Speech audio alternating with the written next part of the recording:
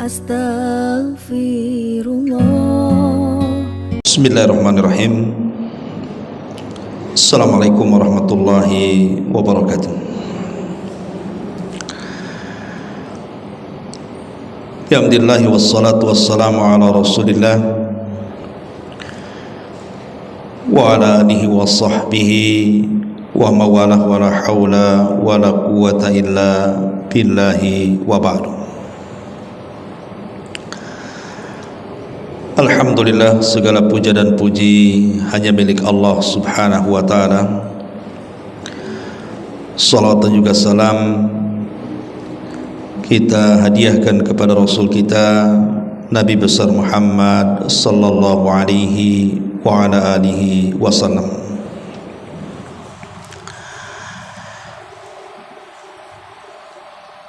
Kajian di pagi menjelang siang ini karena mendekati bulan Ramadan, maka kita akan membahas seputar bekal seorang wanita di bulan Ramadan. Ada 10 poin yang kita akan jelaskan seputar bulan Ramadan bagi kaum wanita khususnya, dan umumnya tentu juga bagi seluruh kaum muslimin. Tidak memperpanjang mukaddimah, yang pertama, Ramadan ni'matun yajibu an tashkura. Ramadan adalah sebuah nikmat yang wajib untuk disyukuri.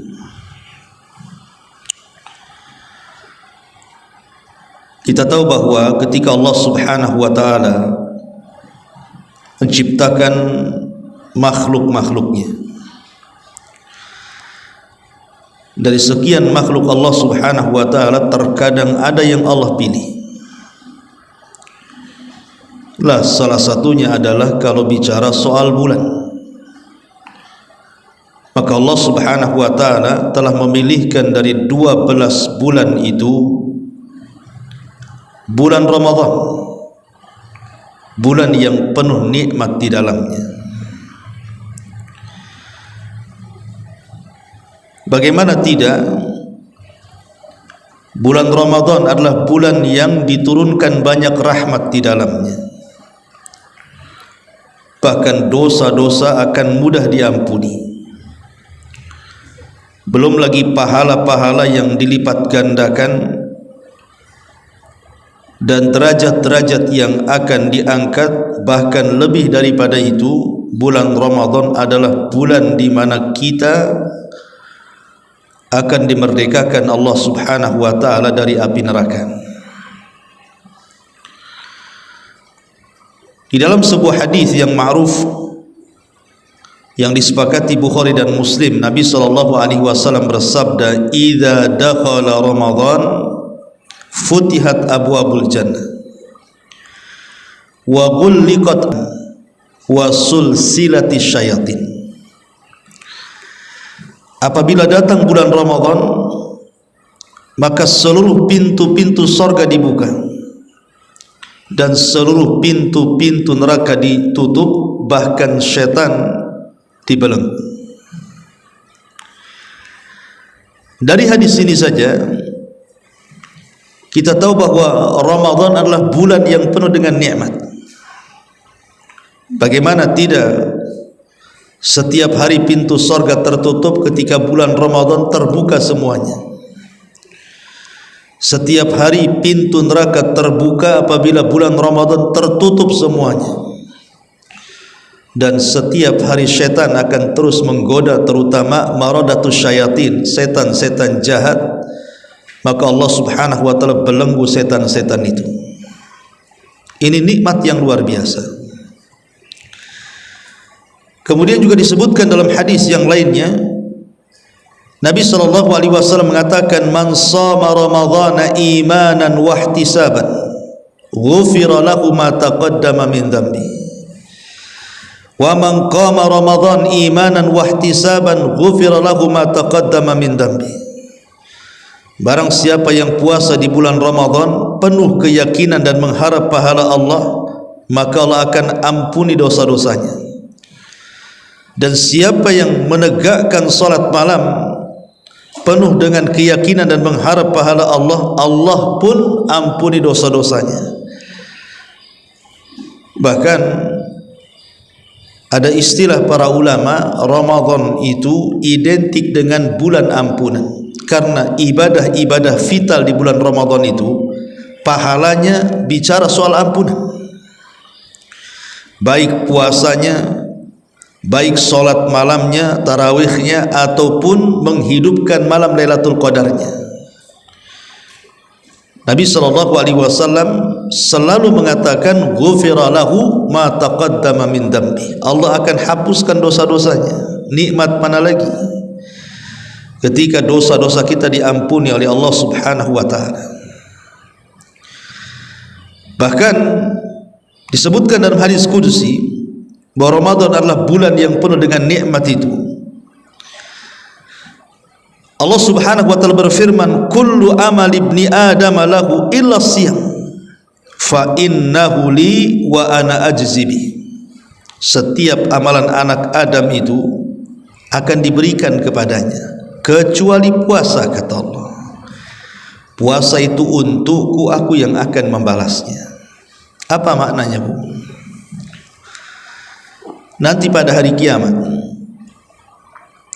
ketika manusia dikumpulkan di sebuah tempat yang disebut dengan kontor. Kontor itu akhir daripada titian sirat namanya. Dan sirat itu artinya jembatan yang terbentang di tengah-tengah neraka jahanam. Lah ujung sirat itu disebut kontor. Disitulah terjadi qisas antara orang yang zalim dan orang yang dizalimi, akan saling menuntut, sehingga terjadilah tukar pahala dan dosa.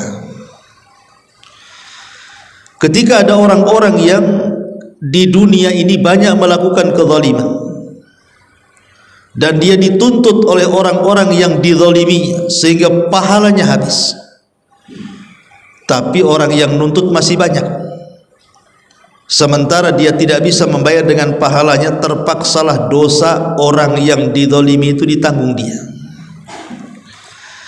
Ketika orang seperti ini sudah putus asa, rasanya tidak mungkin masuk surga, tiba-tiba Allah Subhanahu wa taala datang dan memperlihatkan pahala yang sangat besar. Itulah pahala puasa. Bahwa dia masih memiliki pahala yang dia tidak perkirakan, rupanya dengan pahala itu dia bisa masuk surga. Itulah makna hadis Nabi SAW, as-sawmu li wa ana azzi bihi. Puasa itu milikku, kata Allah, aku yang akan membalasnya. Karena puasa ini tidak tahu nominalnya, Bu. Kalau baca Quran kan jelas nominalnya, satu huruf dilipat gandakan 10 kebaikan. Sedekah juga sama, sekali sedekah dilipat gandakan 10 sampai 700 kali lipat. Tetapi puasa ini tidak disebutkan lipatannya. Kenapa dalam puasa tidak disebutkan lipatannya? Karena di dalam ibadah puasa itu ada ibadah kesabaran, dan pahala orang yang sabar itu tanpa batas. Itulah kenapa kemudian Rasul mengatakan dalam hadis qudsi ini, fa innahu li wa ana azzibi. Puasa itu untukku dan aku yang akan membalasnya. Dan ini nikmat yang luar biasa. Belum lagi cerita Lailatul Qadarnya, yang satu malam saja kalau kita bisa menghidupkan dengan ibadah kepada Allah Subhanahu wa taala, itu sama dengan 1000 bulan atau kurang lebih 84 tahun kita beribadah kepada Allah Azza wa Jalla. Dari sini kita tahu bahwa Ramadan adalah nikmat yang wajib disyukuri. Bersyukurlah kalau seandainya kita mampu memijakkan kedua kaki kita di bulan Ramadan. Ini poin pertama. Poin kedua, bagaimana kita menghadapi Ramadan. Kalau kita sudah masuk bulan Ramadan itu, apa yang harus kita siapkan? Pertama, al-mubadaratu ila taubatis sadiqah. Bersegeralah kita bertobat. Perbaharui tobat kita. Sebelum kita melangkahkan kaki di bulan Ramadan, kalau bisa dosa-dosa kita sudah diampuni, sehingga kita masuk Ramadan itu bersih dari dosa, sehingga ini yang menjadikan amalan kita semangat untuk kita lakukan. Karena biasanya pengaruh dosa itu melemahkan ibadah. Allah Subhanahu wa taala berfirman, wa tubu ilallahi jami'an ayyuhal mu'minun la'allakum tuflihun. Bertobatlah kalian semuanya kepada Allah, wahai orang-orang yang beriman, agar kalian sukses. Menunjukkan bahwa kesuksesan itu diraih dengan tobat. Kalau kita ingin sukses di bulan Ramadan, dahulukan tobat, segerakan tobat. Ini yang pertama. Yang kedua, at-takhallus min jami'il munkarat. Sebelum masuk bulan Ramadan, hilangkan seluruh kemungkaran, baik kemungkaran lisan seperti berdusta, namimah, ghibah, mencaci, memaki, merendahkan, menghina dan yang semacamnya. Atau mungkin kemungkaran dalam badan, mungkin seseorang memukul, berkelahi dan begitu seterusnya. Dan yang terpenting adalah kemungkaran dalam hati, hasad, dendam, dengki dan yang semacamnya. Ini sebisa mungkin sebelum masuk Ramadan hilangkan. Yang ketiga, memiliki azam, memiliki niat yang kuat dan memiliki keinginan yang tinggi untuk betul-betul memakmurkan bulan Ramadan. Jadi sudah dirancang dari sekarang. Nanti kalau saya Ramadan, saya mau hatamkanlah 2 kali Quran itu. Nanti kalau bulan Ramadan, saya akan banyak-banyak bersedekah, banyak-banyak berzikir, banyak ini, banyak itu. Pokoknya sudah dicita-citakan, sudah diprogram bahasa kita hari ini, supaya tertata ya ibadah di bulan Ramadan itu. Ini yang ketiga. Yang keempat, kasratu dzikri wad du'a wal istighfar wa tilawatil Quran. Jadi memperbanyak zikir dari sekarang, memperbanyak doa dari sekarang, memperbanyak istighfar dari sekarang, dan memperbanyak membaca Quran. Sebab kalau sudah terbiasa dengan perkara-perkara ini sebelum Ramadan, maka masuk Ramadan akan mudah lagi untuk melakukannya. Kemudian juga yang kelima, al-muhafadzatu 'ala salawat. Berusaha untuk menjaga salat.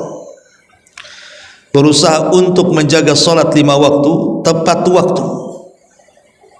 Ya tentu bagi wanita, bagi ibu-ibu ya di rumah. Tapi jangan kalau bisa itu mengulur-ngulur waktu. Walaupun ibu salat di rumah, jangan mentang-mentang salat di rumah kemudian asik mengulur-ngulur waktu. Kan ada waktu sebentar lagi lah. Asar kan jam 3, masih jam 2, nantilah setengah 3 ya. Sebab kalau seseorang sudah membiasakan mengulur-ngulur waktu, itu akan mempengaruhi kepada ibadah salat itu sendiri. Akhirnya tumaninahnya hilang, khusyuknya hilang. Karena biasanya orang kalau sudah mepet-mepet salat itu kan cepat-cepat terburu-buru tuh biasanya. Maka ini juga nasihat para ulama, jaga salat dari sekarang, terutama jaga waktu-waktunya.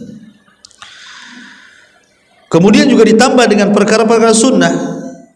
Ya, salat-salat sunnah kan banyak. Dari sekarang kita berusaha untuk menambah yang wajib itu dengan yang sunnah-sunnah. Ini 6 poin persiapan masuknya bulan Ramadan. Kemudian yang ketiga, ta'allimi ahkamas siyam. Berusaha dari sekarang Bu, pelajari hukum-hukum seputar puasa. Jadi Ibu harus dari sekarang baca-bacalah. Pokoknya sekarang kan ada kita buat kajian seputar hukum-hukum Ramadan. Tidak usah terfokus kepada menunggu pengajian. Sekarang kan di internet juga Ibu masing-masing punya handphone, kan bisa kita mendownload hukum-hukum seputar puasa, mulai dari niat, kemudian apa saja yang membatalkan, kemudian apa saja yang disunahkan, apa saja yang dirukunkan, yang diwajibkan, dan begitu seterusnya. Karena ibadah itu kalau dilakukan dengan ilmu pasti dapat pahala. Tapi kalau ibadah itu dilakukan hanya sekedar ikut-ikutan, hanya menggugurkan kewajiban saja, tapi tidak dapat pahala, kan rugi jadinya, bukan? Udah lapar-lapar dari pagi sampai siang sampai sore, tahu-tahu gak dapat apa-apa. Makanya kenapa Nabi SAW sampai mengingatkan dalam sebuah hadis itu, rubba sa'imin laisa lahul jaza illal ju'i wal 'atsy. Berapa banyak orang-orang yang berpuasa itu, mereka hanya lelah letih saja menahan lapar dan dahaga, tapi tidak dapat apa-apa, kata Nabi. Sebagaimana juga berapa banyak orang yang sholat tarawih, rubba qa'imin laisa lahul jaza illa an-nasab wa ta'ab, kecuali hanya lelah letih berdiri, ruku, sujud sampai selesai imam bubar, enggak dapat apa-apa. Kenapa coba tidak dapat apa-apa puasa dan salat tarawihnya, padahal itu sebenarnya mendulang pahala besar? Karena tidak dilakukan dengan ilmu. Maka persiapkan Ramadan itu dengan ilmu. Ini juga masalah penting, karena ilmu itu yang menentukan seseorang sah dan tidaknya sebuah ibadah, dan berpahala dan tidaknya sebuah ibadah. Ilmu itu yang menentukan. Karena dengan ilmu kan kita bisa membedakan mana yang rukun, mana yang wajib, mana yang sunnah. Dengan ilmu kita bisa membedakan mana yang ikhlas, mana yang tidak ikhlas, mana yang riya. Maka persiapkan ilmu, terutama ilmu yang berkaitan dengan fikih Ramadan, hukum-hukum Ramadan. Ma'asyiral muslimat yang dimuliakan Allah Subhanahu wa taala, contoh saja, umpamanya bicara soal pembatal-pembatal puasa. Kita tahu bahwa pembatal-pembatal puasa itu ada yang mengatakan ada 7 yang disepakati. Seperti orang yang melakukan hubungan suami istri, itu jelas. Kalau seseorang melakukan hubungan suami istri di bulan Ramadan, batal puasanya. Bukan hanya batal, bayar kafarah lagi. Memerdekakan budak, tidak sanggup puasa 2 bulan berturut-turut, tidak sanggup memberi makan 60 fakir miskin. Kemudian juga makan dan minum. Kalau makan dan minum di bulan Ramadan di siang harinya, maksudnya batal dengan ijma kesepakatan. Termasuk juga at-taqawwu amdan, muntah dengan sengaja, muntah secara sengaja, maka ini juga membatalkan puasa. Termasuk juga keluar darah haid dan nifas. Ibu lagi puasa, tahu-tahu ngeplek darah haid, batal puasanya, nggak ada cerita, ya. Ataupun ibu nifas, maka itu juga batal puasanya. Termasuk juga yang membatalkan puasa adalah inzalul mani bimubasyaratin, mengeluarkan sperma gitu ya, mungkin dengan cara dengan tangan atau dengan pelukan atau dengan ciuman. Ini memang jadi khilaf ulama, tetapi ada yang mengatakan batal puasanya, ada yang mengatakan tidak. Tetapi perkara ini kan dihindari. Anggaplah ada yang mengatakan tidak batal puasanya, Tetapi inti puasa itu kan menahan syahwat, berarti orang ini tidak menahan syahwat, menyelisihi tujuan daripada puasa itu sendiri. Jadi yang seperti ini harus dipelajari. Ataupun namanya wanita haid, wanita yang hamil dan menyusui contohnya, ibu harus tahu hukum-hukumnya kan. Karena orang yang hamil dan menyusui itu kan ada 3 kelompok. Pertama, ada orang yang hamil atau menyusui itu dia membatalkan puasa karena takut kepada dirinya, bukan takut kepada janinnya. Yang kedua, ada orang yang membatalkan puasa itu karena takut kepada dirinya plus kepada janinnya atau kepada bayi yang disusuinya. Dan yang ketiga, ada orang yang batalkan puasa itu dia tidak takut kepada dirinya, sehat badannya, cuman takut sama janin atau bayi yang disusui sehingga dia tidak puasa. Kan hanya 3 saja. Wanita haid dan yang menyusui, wanita hamil dan menyusui ini biasanya tidak puasa karena 3 perkara ini. Saya ulangi, pertama karena dia takut kepada dirinya, janinnya nggak masalah, mungkin dia sakit gitu ya. Maka yang seperti ini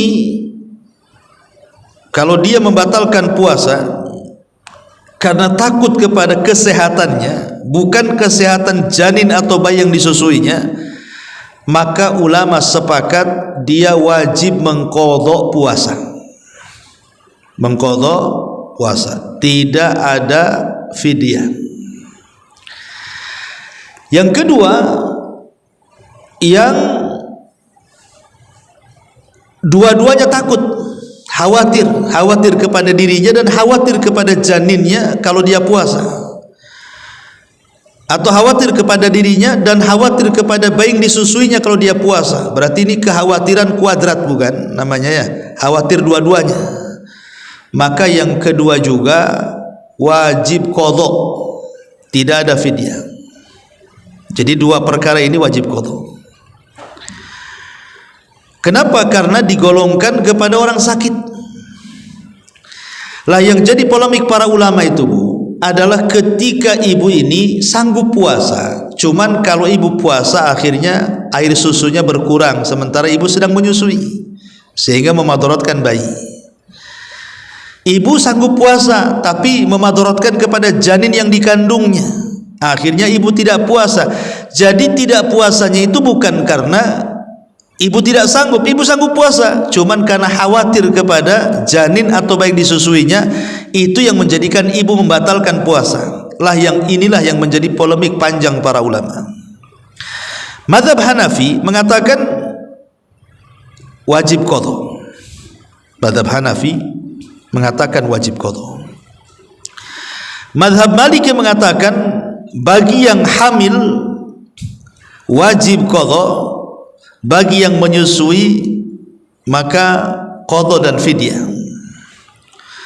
Tetapi bagi madhab Syafi'i mengatakan dua-duanya, baik yang hamil atau menyusui, kalau dia membatalkan puasa bukan karena takut kepada dirinya tapi takut kepada janin dan juga anak yang disusuinya, maka dia wajib bayar dua-duanya. Baik yang hamil atau menyusui tetap mengqadha puasanya dan tetap membayar fidyah, dan ini yang kuat, wallahu a'lam. Ya, pendapat yang ketiga, pendapat Syafi'iyah ini adalah pendapat yang kuat. Kenapa? Karena asar dari sahabat, asar daripada Abdullah bin Abbas dan Abdullah bin Umar radhiyallahu anhuma. Inilah hukum-hukum yang seperti ini kan harus dipahami juga supaya tidak salah gitu ya ketika kita mengamalkan sebuah amalan.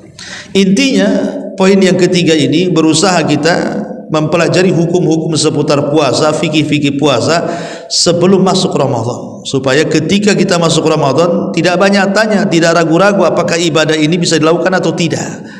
Itulah pentingnya ilmu ketika masuk bulan Ramadan. Ini yang ketiga. Yang keempat,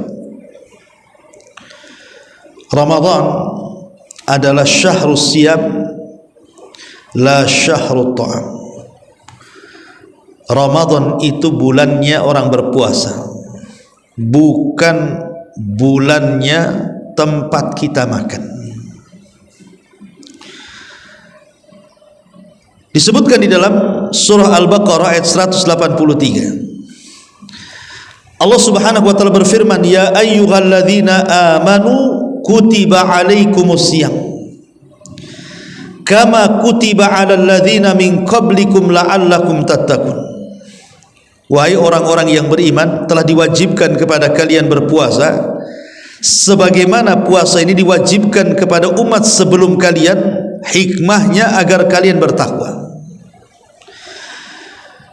Di dalam kaidah Al-Quran, kalau Allah Subhanahu wa ta'ala memerintahkan sebuah ibadah kemudian menggunakan kalimat kutiba,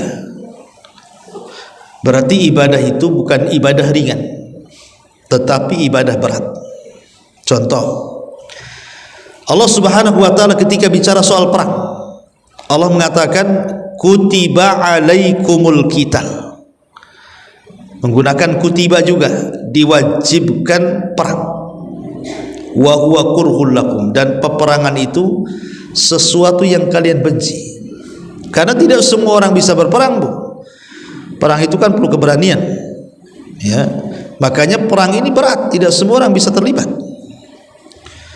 Ataupun kisos, ketika dia membunuh, senang aja dia bunuh orang. Giliran dia yang dikisos dibunuh, kadang-kadang tak mau pula, karena memang berat kisos itu, ya. Lah termasuk juga puasa. Puasa ini ibadah berat, Bu. Makanya perlu mujahadah, perlu kesungguhan. Karena satu-satunya ibadah yang dilakukan yang panjang waktunya itu puasa. Kalau ibu sholat bisa disetting, Bu. Ibu mau cepat mau lambat tergantung surat yang ibu baca. Mau cepat kulhu, mau lambat Al-Baqarah, kan ibu ya. Tergantung kan, bisa disetting sholat itu. Tapi puasa itu tidak bisa disetting. Tetap aja waktunya dari terbenam terbitnya fajar shadiq di waktu subuh sampai terbenam matahari. Macam mana mau nyingkat, mau nyeting itu? Jadi ibadah puasa itu ibadah yang panjang sekali. Lah ibadah yang panjang ini kan kita harus menjaga, jangan sampai ibadah ini batal, jangan sampai ibadah ini berkurang pahalanya, jangan sampai ibadah ini sampai berkurang kesempurnaannya. Kita harus jaga. Itulah kenapa ibadah puasa itu berat. Ya wajar, sesuai dengan pahalanya juga besar kan. Karena tadi di Muqaddimah Nabi SAW bersabda berdiskusi, puasa itu untukku dan aku yang akan membalasnya. Nah, ingat bahwa Ramadan ini bulan puasa. Ibadah yang paling panjang di bulan Ramadan itu ibadah puasa. Makanya siapkan puasa ini sesempurna mungkin. Baik dengan menjaga supaya tidak batal atau menjaga supaya tidak hilang pahalanya. Karena ada orang itu hanya berusaha menjaga supaya tidak batal aja, Bu. Dia berusaha menahan lapar, menahan haus, menahan macam-macam, intinya jangan sampai batal gitu. Tapi terkadang dia tidak memikirkan bahwa ibadah itu bukan hanya sekedar sah saja, tapi berpahala atau tidak. Sehingga dia lupa menjaga lidahnya, menjaga lisannya, menjaga matanya, menjaga pendengarannya, menjaga hatinya. Dia terfokus menjaga ibadahnya saja, tidak menjaga pahalanya. Lah ini yang salah dalam berpuasa itu. Harusnya jaga dua-duanya. Baik sah dan tidaknya kita jaga dengan menghindari pembatal-pembatalnya, ataupun juga kita menjaga pahala dan tidaknya dengan berusaha menjaga yang lainnya, seperti matanya tidak memandang yang haram, telinganya tidak mendengar yang haram, lisannya tidak mengucapkan yang haram, dan begitu seterusnya. Makanya kenapa ayat ini ditutup dengan kalimat la'allakum tattaqun. Hikmah puasa itu agar kalian bertakwa. Allah Subhanahu wa taala tidak katakan agar kalian lapar, agar kalian haus, agar kalian merasakan orang miskin itu kelaparan. Tidak. Tapi Allah Subhanahu wa taala katakan agar kalian bertakwa, dan takwa itu di hati. Dan hati itulah raja dari badan kita. Kalau hati baik, raga akan baik. Kalau hati tidak baik, raga tidak akan baik. Maka orang yang puasanya benar, biasanya hatinya benar. Dan kalau hatinya benar, pasti raganya juga akan ikut benar, gitu ya. Ma'asyiral muslimat yang dimuliakan Allah Subhanahu wa taala. Ini yang harus dipahami, bahwa Ramadan adalah bulan puasa. Dan hikmah puasa banyak sekali, ya. Banyak sekali hikmah puasa itu, tidak mungkin kita jelaskan nanti di lain kesempatan. Kemudian yang kelima, Ramadan Syahrul Quran. Ramadan itu bulannya Al-Quran. Ketika Allah Subhanahu wa taala berfirman, "Inna anzalnahu fi lailatul qadar." Sesungguhnya Al-Quran itu turun di malam Lailatul Qadar. Ulama tafsir berselisih pendapat apa maksudnya Al-Quran itu turun di malam Lailatul Qadar.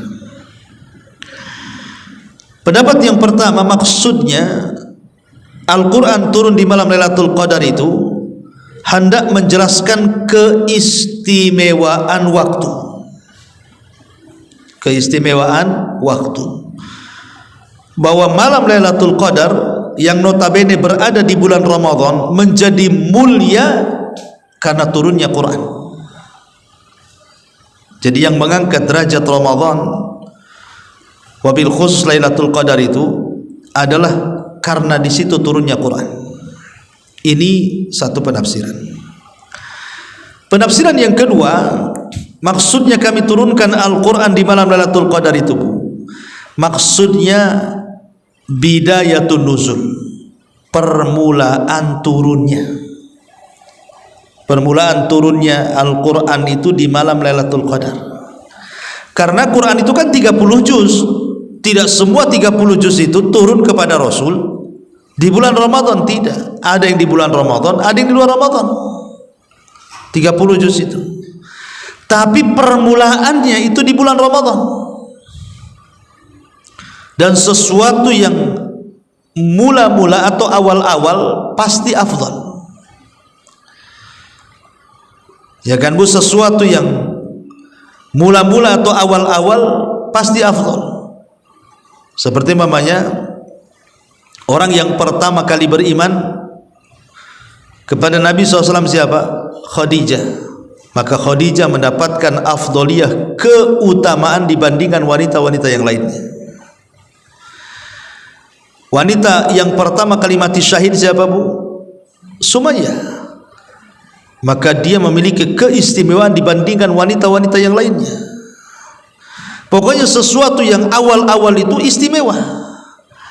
Maka ketika Al-Quran ini permulaan turunnya di bulan Ramadan, khususnya di malam Lailatul Qadar, makanya kemudian malam itu menjadi mulia. Karena itulah permulaan turunnya Quran, surah Al-Alaq ayat 1 sampai 5, yang menunjukkan turunnya SK kepada Rasul, diangkatnya menjadi nabi, dan menjadi nabi, kemudian 6 bulan setelahnya diangkat menjadi Rasul dengan turunnya surah Mudaththir.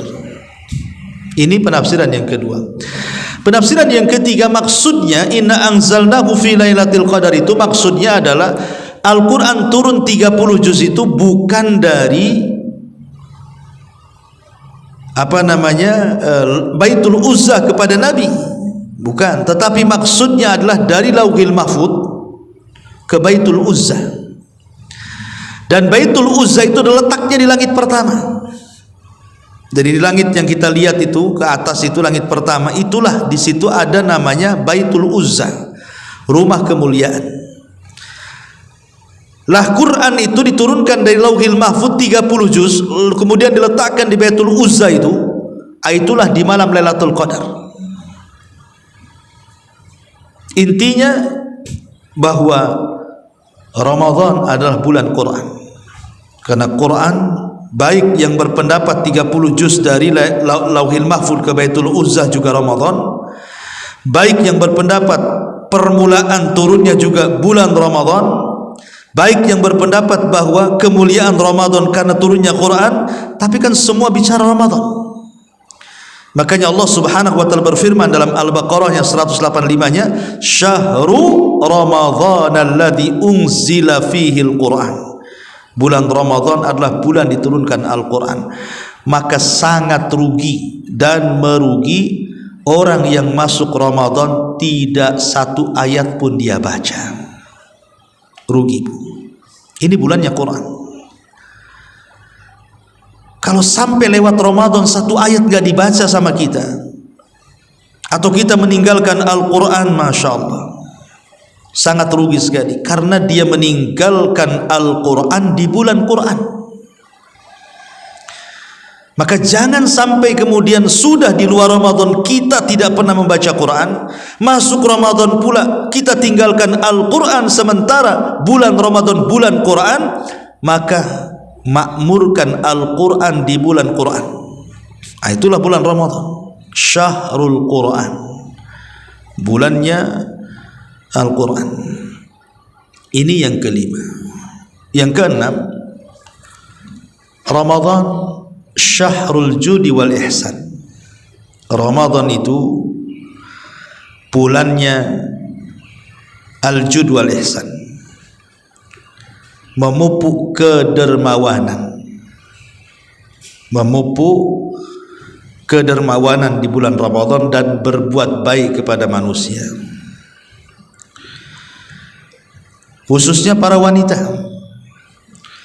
Nabi SAW sampai bersabda, khusus para wanita, "Ya ma'syaran nisa, tasaddaqna wa aktsirna minal istighfar, fa inni ra'aitu kunna aktsara ahlin nar," kata Rasul. Wahai para wanita, perbanyak sedekah dan perbanyak istighfar, kata Nabi. Karena aku lihat kalian ini banyak atau kebanyakan penduduk wanita itu berada di neraka. Dalam riwayat, tasaddaqna ya ma'syaran nisa walau min huliyikunna. Bersedekahlah wahai kaum wanita walaupun harus mengeluarkan perhiasan-perhiasan yang kalian pakai. Lihat bagaimana Nabi SAW sangat menyarankan kepada kaum wanita untuk memperbanyak sedekah dan istighfar, wabil khusus di bulan Ramadan.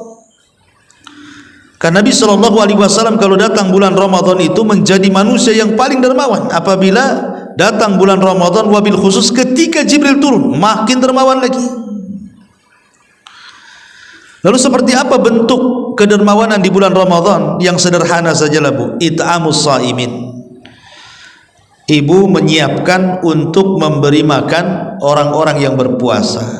Pamannya ibu masak apa gitu kan, kemudian dihantar ke masjid, dihantar ke panti asuhan, dihantar ke ke pesantren-pesantren, dihantar kepada orang-orang yang berhajat dan mereka tidak ada yang dimakan saat berbuka. Beri makan orang-orang yang berpuasa. Karena pahala orang yang memberi makan orang yang berpuasa itu, kata Rasul, man fattara shaiman kana lahu mithlu ajrihi ghaira annahu la yanqusu min ajri shaimi syai'a. Jadi barang siapa yang memberi makan orang yang berpuasa, maka dia dapat pahala orang yang berpuasa tanpa mengurangi pahala orang yang berpuasa.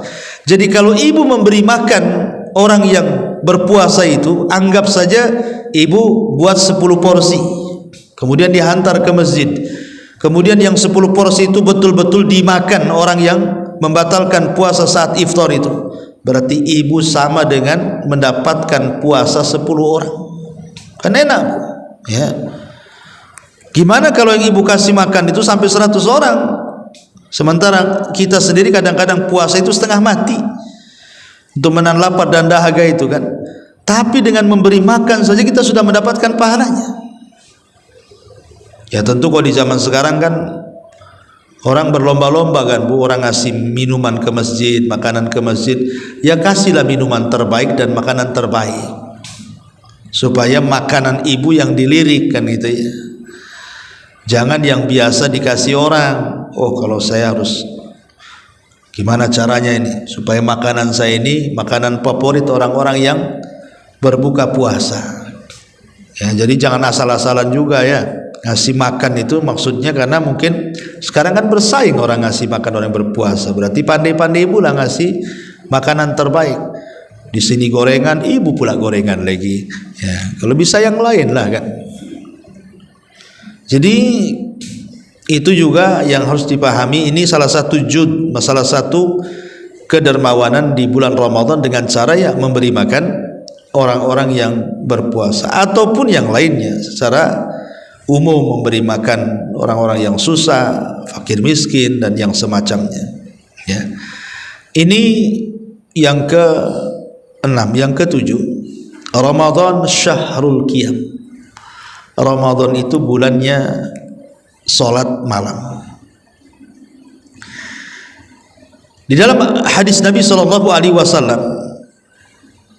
ketika Nabi SAW usianya sudah sepuh,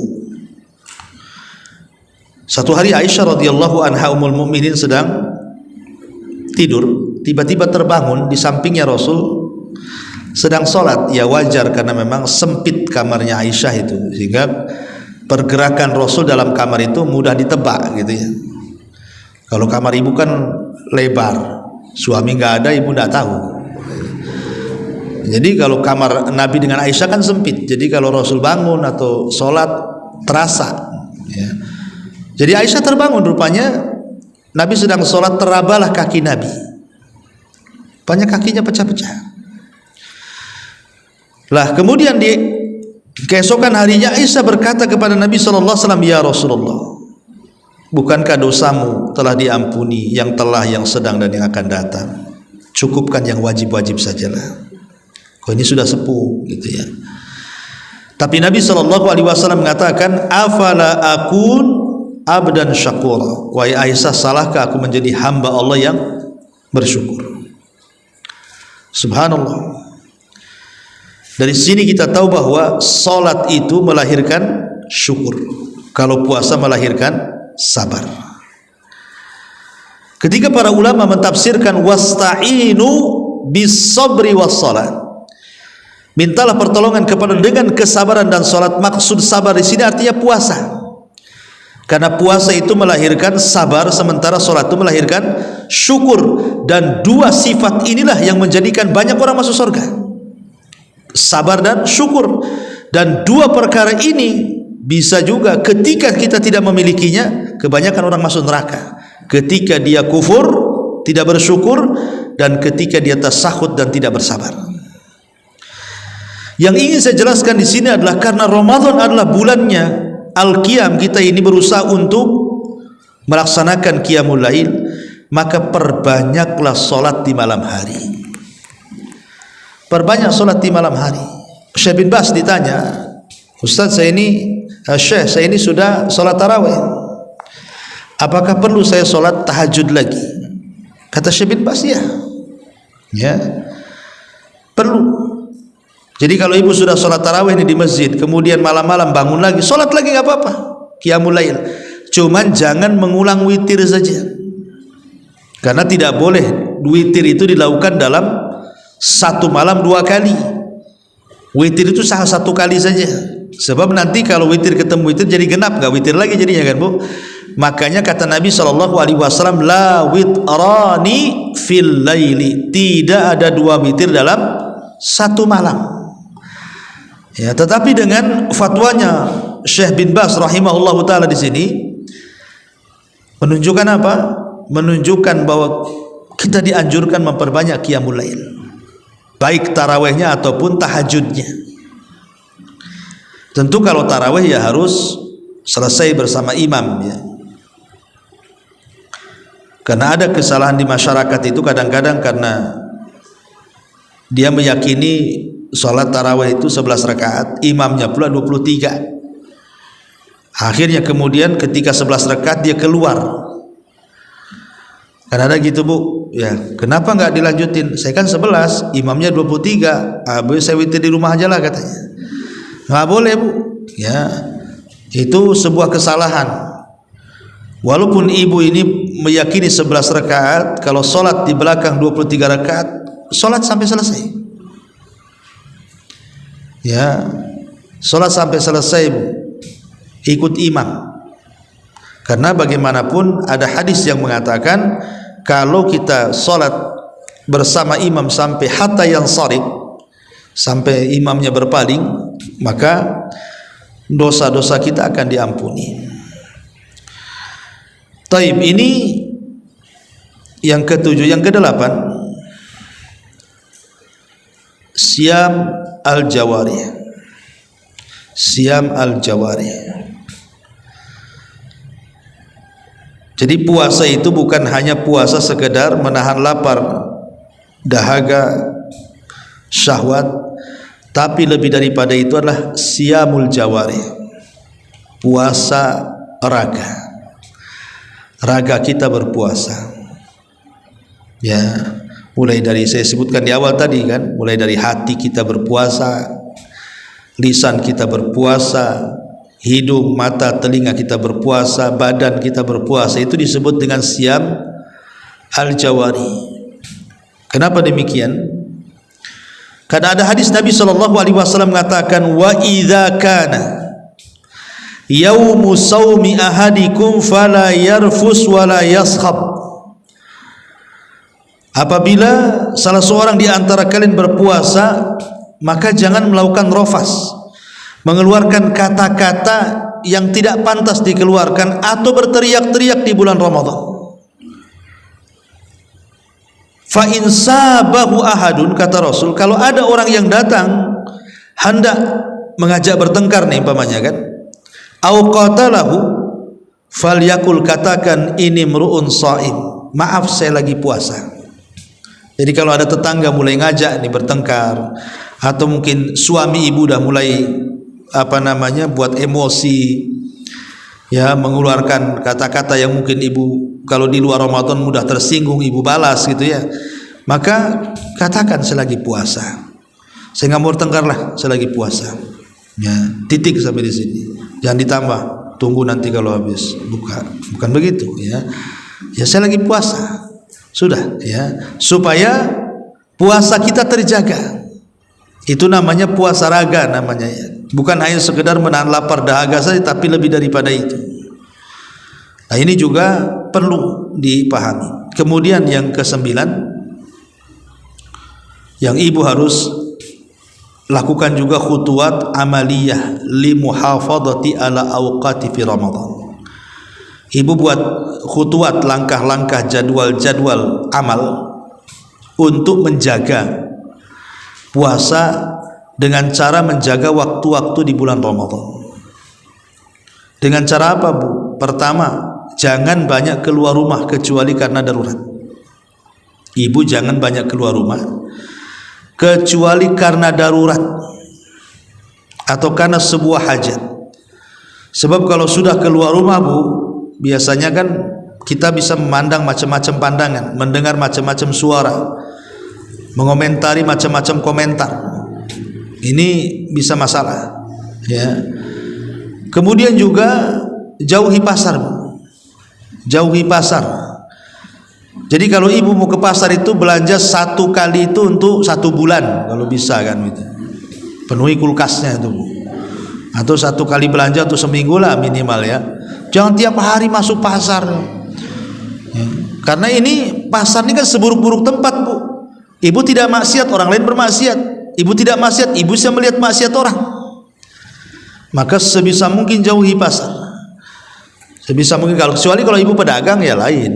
Nanti kalau ibu kan pedagang, ya, ya termasuk pasar di sini ya mall juga. Mall kan pasar juga. Jadi ini yang kedua.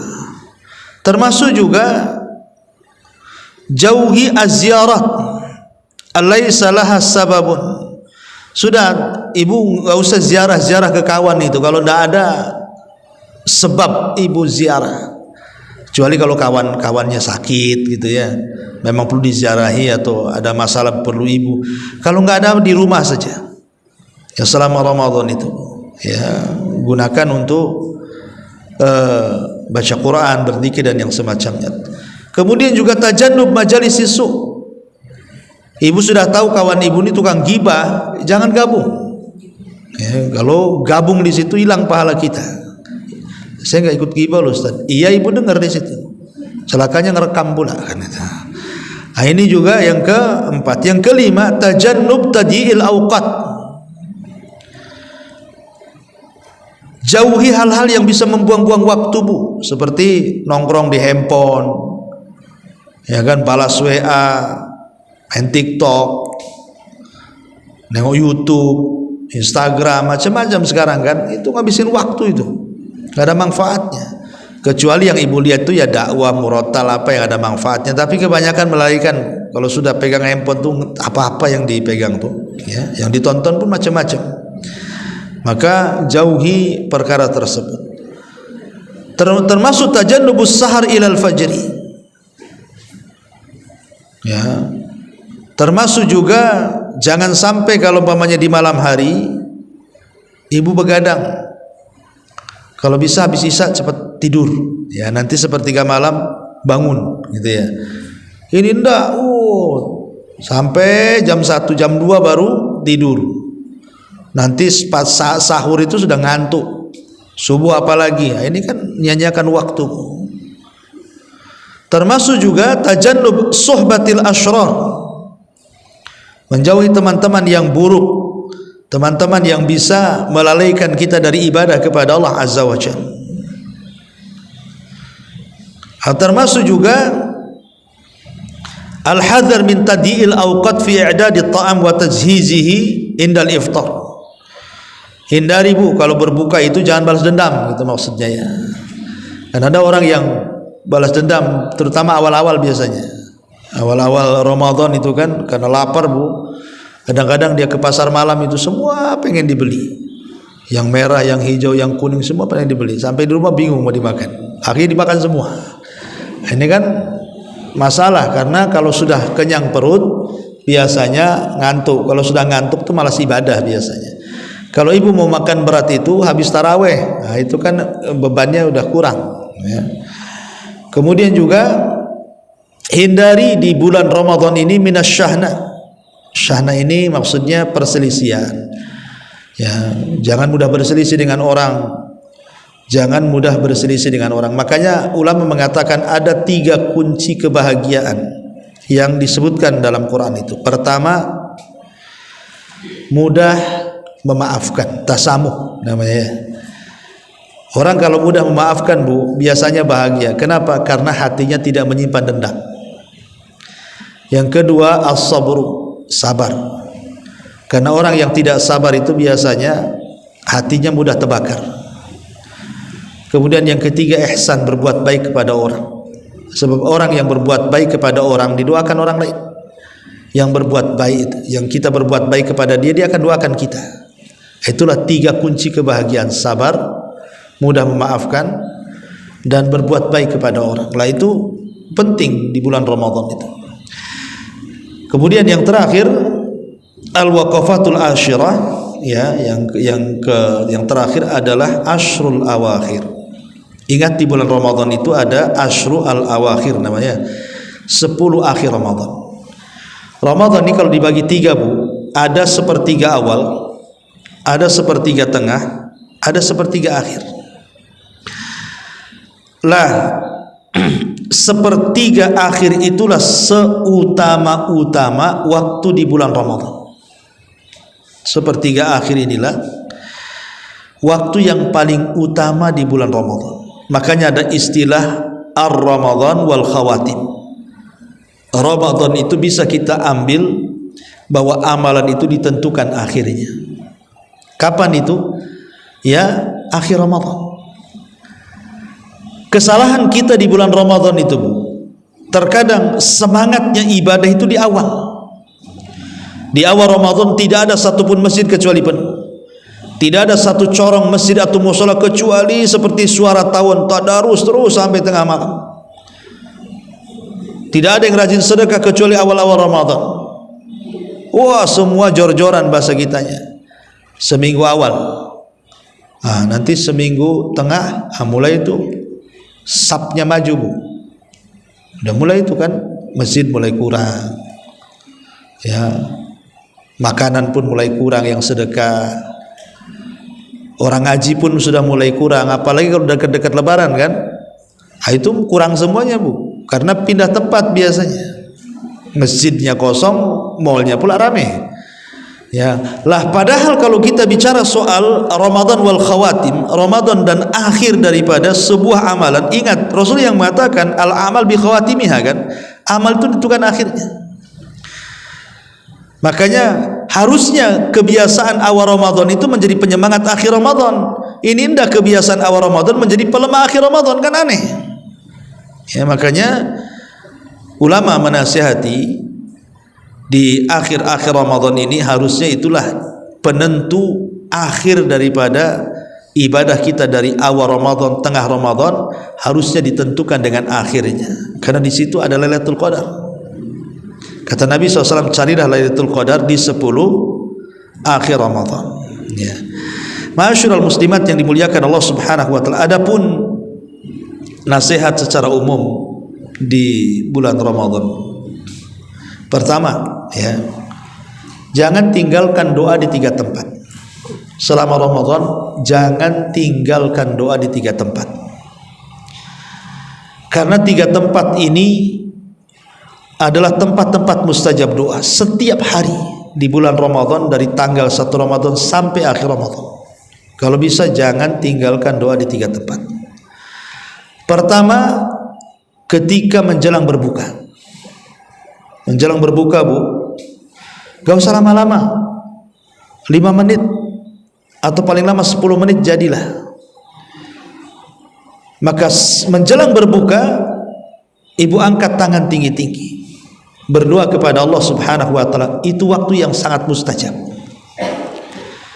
Karena kesalahan kita ini di masyarakat Bu, justru kadang-kadang menjelang berbuka itu kadang-kadang kita masih di pasar kaget, masih milih makanan untuk iftar kadang-kadang Bu ya. Atau ibu masih sibuk masak di dapur, masih nyiapin makanan, masakan, minuman kadang-kadang kan, sehingga sampai teng maghrib baru selesai. Kapan waktu doanya? Jadi sempatkan 5 menit atau 10 menit sebelum berbuka itu, angkat tangan tinggi-tinggi. Di situ waktu mustajab. Pertanyaannya, apa yang ibu panjatkan di situ? Ulama mengatakan, inilah setat waktu Allah Subhanahu wa taala memerdekakan kita dari api neraka. Nabi SAW sampai mengatakan, lillahi utaqa'u minan nar fi kulli lailati min Ramadan. Allah Subhanahu wa taala setiap malam di bulan Ramadan itu memerdekakan hamba-hambanya dari api neraka, dan permulaannya itu menjelang terbenam matahari. Karena itu mulai masuk waktu malam. Jadi tangan ibu angkat tinggi-tinggi ke langit, ibu katakan kepada Allah, ya Allah merdekakan aku dari api neraka, ya Allah merdekakan suamiku dari api neraka, ya Allah merdekakan anak-anakku, orang tuaku dan orang-orang yang tercinta dari api neraka. Itu doanya Bu. Karena itu setatnya Allah memerdekakan kita dari api neraka. Kalau ibu lakukan setiap hari menjelang berbuka, ibu katakan, ya Allah merdekakan kami semua satu keluarga dari api neraka. Mungkin dalam 1 bulan itu adalah 1 doa dalam 1 hari selama 30 hari Ramadan itu ada yang diijabah Bu. Berarti ibu tidak akan masuk neraka selamanya. Ibu tidak akan masuk neraka selamanya. Kalau 1 doa yang ibu panjatkan dalam 1 bulan itu ada yang diijabah Allah, ibu dicatat termasuk orang-orang yang dimerdekakan oleh Allah dari api neraka, selamanya ibu tidak akan masuk neraka. Luar biasa kan? Maka jangan tinggalkan berdoa menjelang berbuka. 1. Yang kedua, jangan pernah meninggalkan doa di sepertiga malam akhir. Karena biasanya ibu di bulan Ramadan pasti bangun. Kalau di luar Ramadan kan ibu kalau niat bayar utang aja bangun itu, karena sahur kan. Tapi kan hari-hari ibu tidak bangun. Tapi Ramadan mau tidak mau ibu bangun karena menyiapkan sahur kan. Lah sahur itulah sepertiga malam, karena mungkin sahur jam 1, Pasti sahur ya 3:30, jam 4 gitu ya. Itulah waktu sepertiga malam. Jadi jangan difokuskan kepada ibadah sahurnya saja. Ya, ibadah sahur memang baik dan berkah. Tasahharu fa inna fi sahurikum barakah. Sahurlah kalian, kan dimakan sahur itu ada berkah. Tapi lebih daripada itu waktu Allah turun tuh. Karena Nabi SAW yang mengatakan yanzilu rabbuna ila sama'id dunya fi kulli thuluthil lailil akhir wa dzalika kullu lailatin. Faqala Allah azza wa jalla man yad'uni fa astajibalah wa man yas'aluni fa utiyah wa man yastaghfiruni fa aghfiralah. Sungguhnya Allah turun di sepertiga malam akhir itu, dan itu setiap malam, baik Ramadan atau di luar Ramadan. Dan tentu di bulan Ramadan ada keistimewaannya. Di situlah Allah katakan kepada kita, siapa yang berdoa aku kabulkan, siapa yang minta aku kasih, siapa yang meminta ampun ku ampuni. Ini Nabi sallallahu alaihi wasallam. Allahu suami ibu mudah supaya, cobalah ibu diskusi dengan suami yang punya suami itu, yang nyuci ya. Kalau yang laundry enggak lah kan Bu, masak, ngepel, nyapu, macam-macam kan. Tugas seorang wanita lah masak macam-macam. Cobalah diskusi dengan suami itu, maksudnya diringankan. Minta keringanan kepada suami itu supaya jangan disibukkan kebiasaan di luar Ramadan sama dengan di bulan Ramadan, dikurangi ya. Karena itu waktunya kita ini banyak beribadah. Jangan suaminya aja enak masuk surga, ibu pula stres.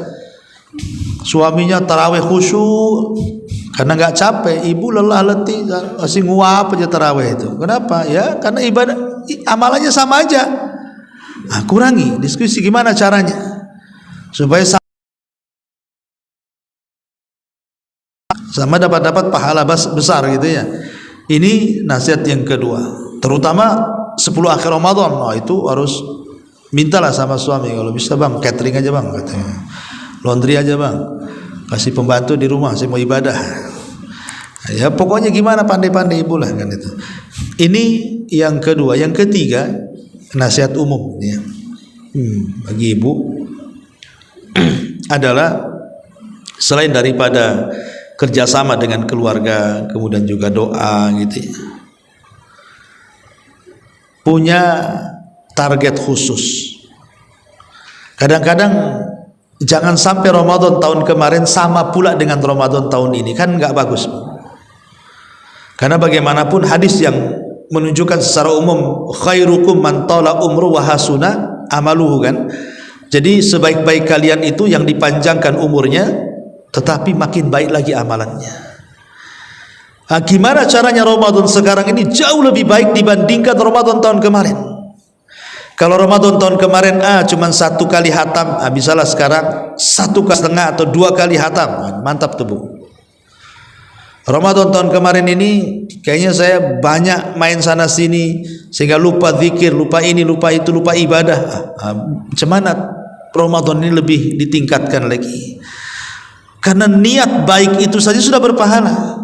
Apalagi kalau betul-betul niat baik itu terrealisasikan ketika masuk bulan Ramadan. Karena seorang muslim itu Bu, ada yang ketika menghadapi Ramadan dia bahagia. Ada bahagia.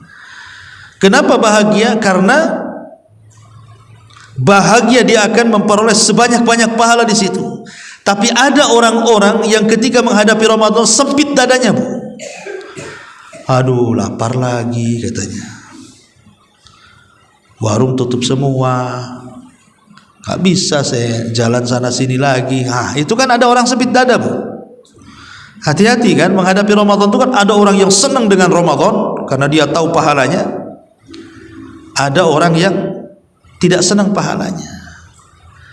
Kalau di akhir Ramadan ada yang sedih, ada yang senang Bu. Ya, kalau di awal Ramadan sama.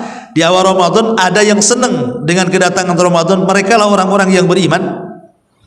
Dan yang tidak senang mereka orang-orang munafik. Kalau di akhir Ramadan terbalik Bu, orang yang beriman sedih. Kalau orang munafik senang. Oh, kapan nih lebaran nih? Ya. Nah, ini kan harus diperhatikan hal-hal yang seperti ini. Ya, wallahu alam, ini di antara nasihat umum seputar Ramadan. Taib, sebelum saya tutup, kita bentangkan dengan tanya jawab saja seputar fikir Ramadan. Silakan kalau ada yang bertanya.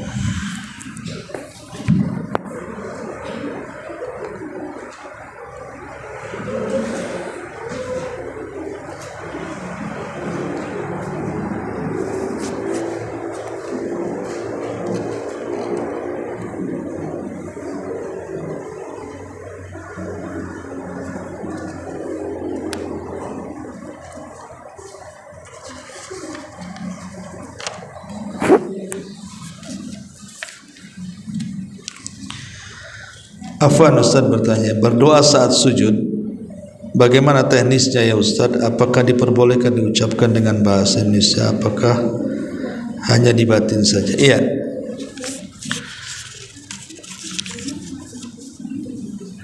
Doa sujud tentu dilakukan setelah melaksanakan kewajiban, yaitu membaca Subhana Rabbiyal A'la. Itu dulu yang pertama. Subhana Rabbiyal A'la dulu dibaca, jangan sampai ditinggalkan. Ya, paling sedikit 3 kali, lebih daripada itu boleh. Namanya lebih daripada 3 kali Subhana Rabbiyal A'la, nggak ada masalah. Adapun selepas itu boleh kita berdoa, karena kata Nabi SAW, ammar ruku fa'adzimu fiha. Adapun ketika posisi ruku kata Rasul, maka agungkan Allah di dalamnya. Makanya bacanya Subhana Rabbiyal Azim. Adapun dalam sujud kata Rasul, fajtahidu fid du'a faqaminun an la yustajab lahu. Kata Nabi SAW, adapun dalam sujud maka sungguh-sungguh dalam berdoa, karena hampir-hampir tidak akan ditolak doanya. Lalu kaifiahnya seperti apa? Apakah kemudian berdoa dalam batin ataukah harus diucapkan? Saya pernah mendengar fatwa daripada Profesor Dr. Abdul Razak, ya, kalau nggak salah, dia mengatakan ketika berdoa dalam sujud itu tidak boleh diletakkan dalam batin, tetapi diucapkan.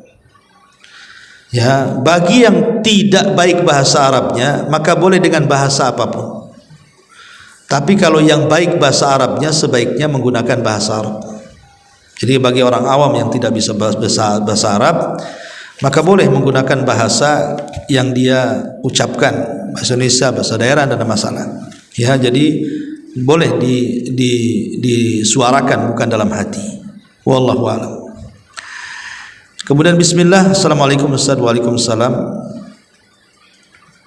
Mana lebih baik untuk muslimah wanita melakukan salat tarawih dilakukan di rumah atau berjamaah di masjid? Ya, asal salat bagi wanita itu di rumah, itu asalnya, dan pahalanya sama.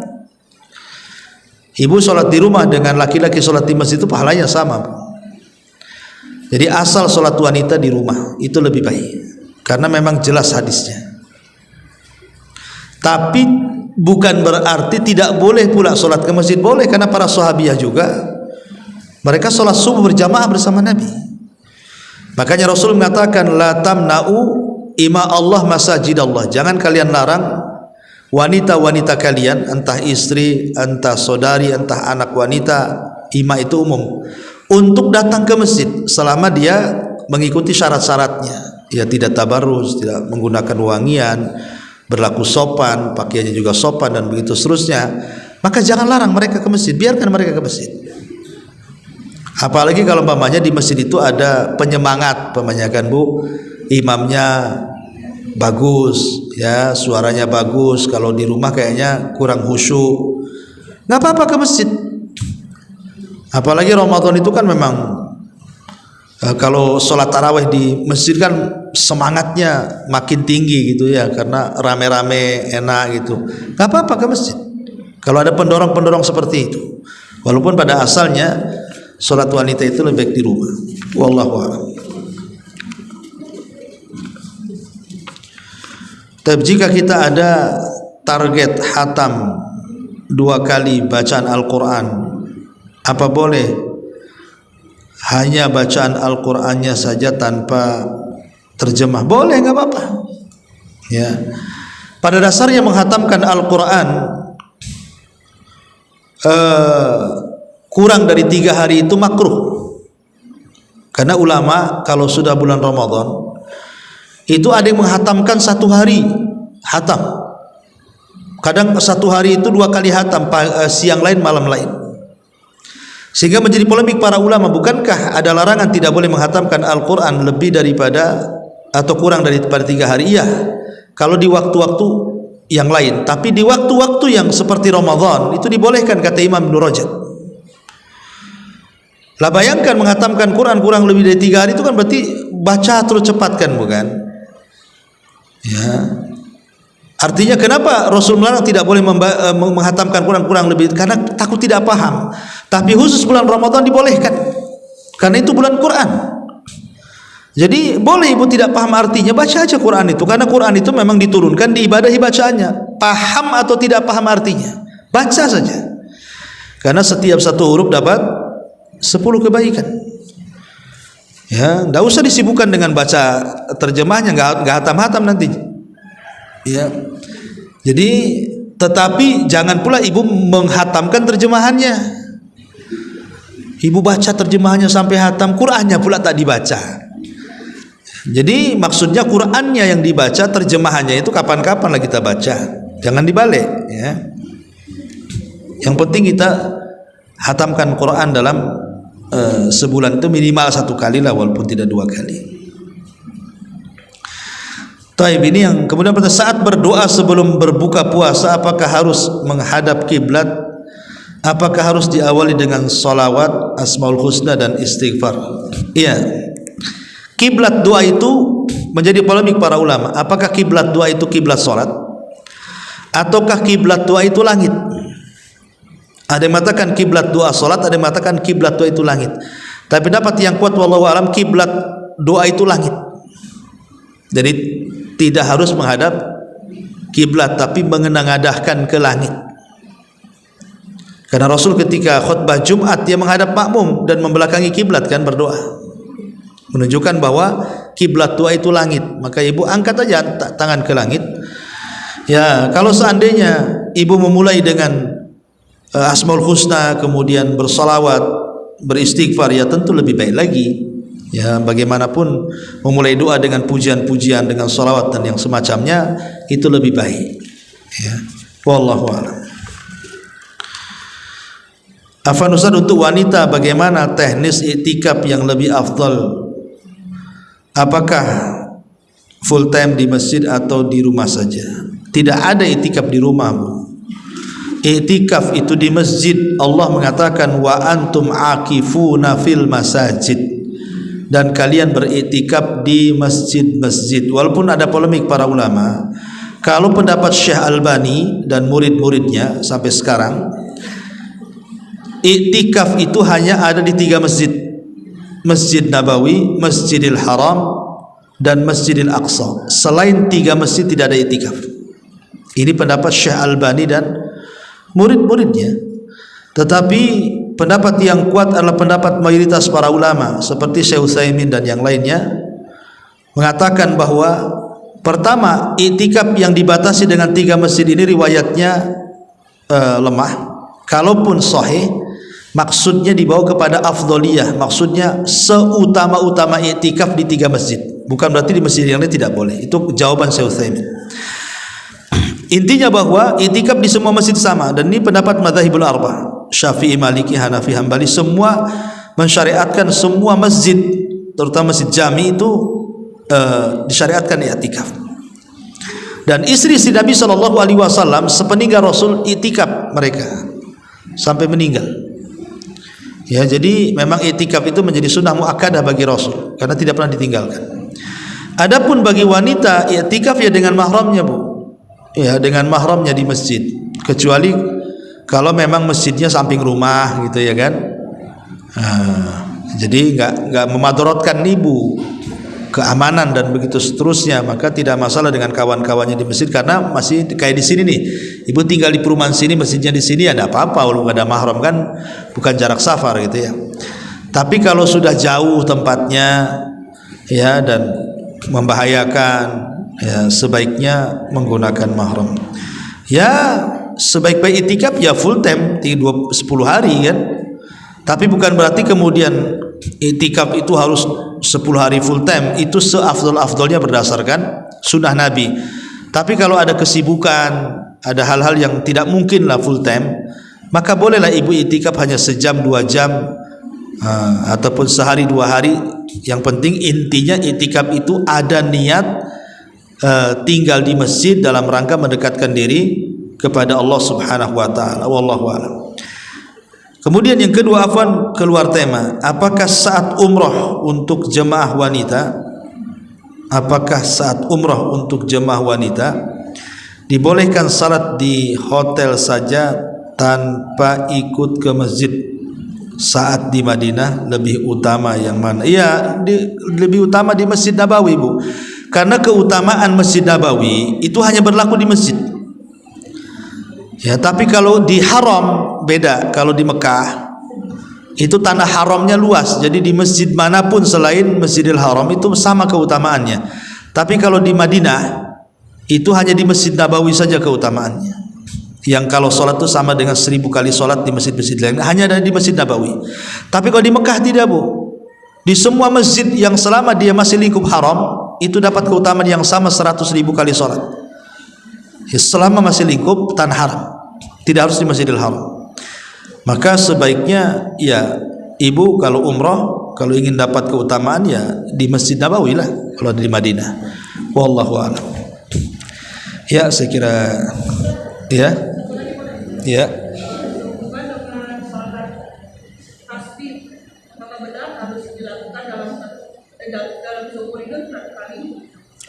Pertama, solat tasbih itu menjadi polemik para ulama tentang tasih dan tadhifnya, apakah riwayatnya sahih dan tidak. Ya, ada yang mengatakan sahih seperti Syekh Albani menghasankan hadisnya sehingga mengatakan solat tasbih itu ada syariatnya, ya minimal seumur hidup 1 kali. Tapi jumhur kalau tidak salah para ulama, Imam Syaukani dan yang lainnya mengatakan lemah hadisnya, sehingga tidak ada syariatnya solat tasbih itu. Ya, kembali kepada yang mensahihkan dan melemahkan. Kalau saya cenderung melemahkan hadis solat tasbih, ya, sehingga tidak ada. Ya, tapi kalau ingin berpendapat kepada solat tasbih yang mensahihkan, ya silahkan. Wallahu a'lam. Subhanakallahumma bihamdika asyhadu an la ilaha illa anta astaghfiruka wa atubu ilaik. Allahu